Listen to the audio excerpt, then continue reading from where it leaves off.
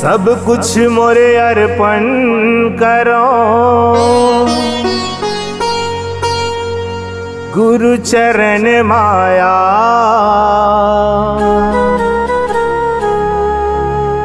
सुन ले पुकार दयालु गुरु, अर्जी करो आरती साज।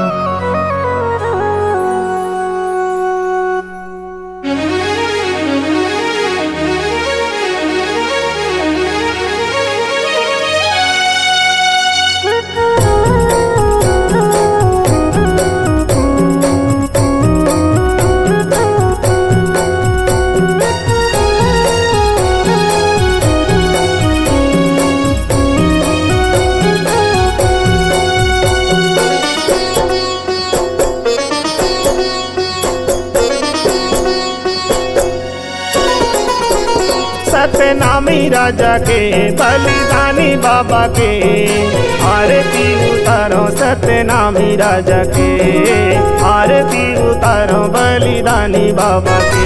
सतनामी राजा के बलिदानी बाबा के आरती उतारो। सतनामी राजा के आरती उतारो, बलिदानी बाबा के। आरती उतारो सतनामी राजा के हो, आरती उतारो बलिदानी बाबा के। आरती उतारो सतनामी राजा के हो, आरती उतारो बलिदानी बाबा के। सतनामी राजा के बलिदानी बाबा के आरती उतारो। सतनामी राजा के आरती उतारो, बलिदानी बाबा के।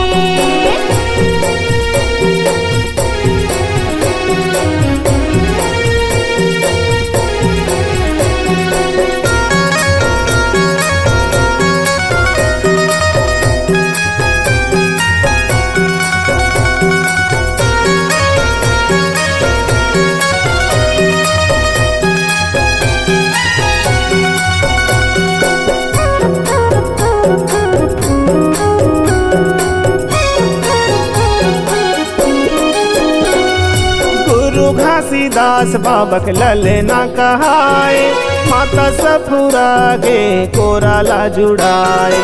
माता सफुरा के कोराला जुड़ाए।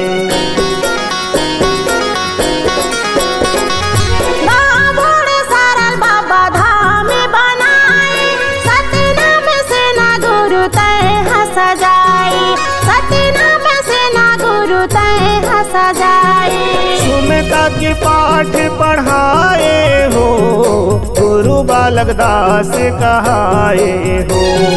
सुमेधा के पाठ पढ़ाए हो, गुरु बालक दास कहाए हो। सतनामी राजा के बलिदानी बाबा के आरती उतारो। सतनामी राजा के आरती उतारो, बलिदानी राजा के।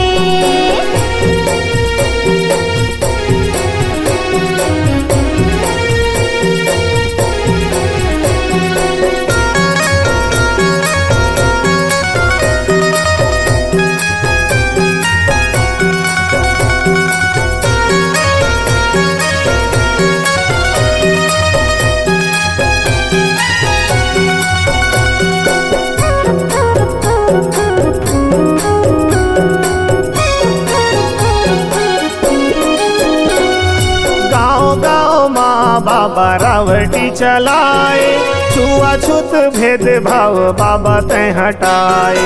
छुआछूत भेदभाव बाबा तै मिटाए।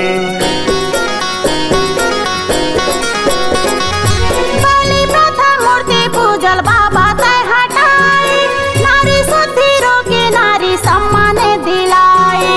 नारी शुद्धि रोके नारी सम्मान दिलाए। शिक्षा अधिकार दिलाए हो, पिछड़े जन ला उठाए हो। शिक्षा अधिकार दिलाए हो, पिछड़े जन ला उठाए हो। सतनामी राजा के बलिदानी बाबा के आरती उतारो। सतनामी राजा के आरती